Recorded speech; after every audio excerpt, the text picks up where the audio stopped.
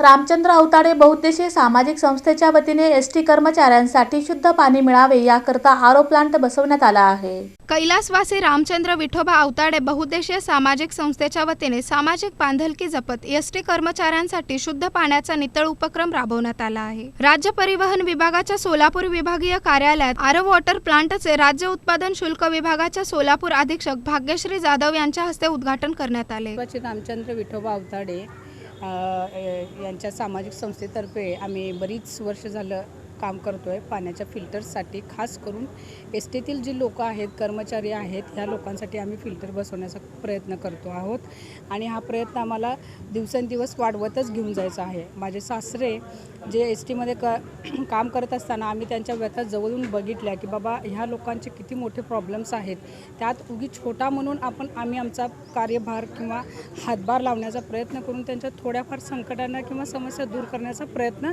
करणार आहोत। याच्यात बऱ्याच लोकांची मदत आहे, आम्ही एकटेच आहोत असे नाही। संस्थेच्या वतीने आमचे सर्व कुटुंबीय याच्यासाठी दिवस रात्र झटत आहेत। बरीच बाहेरच्या लोकांचे संबंध ठेवून त्यांनी बरेच कष्ट केलेले आहेत। अशा अनेक आणि विविध गोष्टीमध्ये आम्ही एस टी लोकांना मदत करण्याचे प्रयत्न करतो।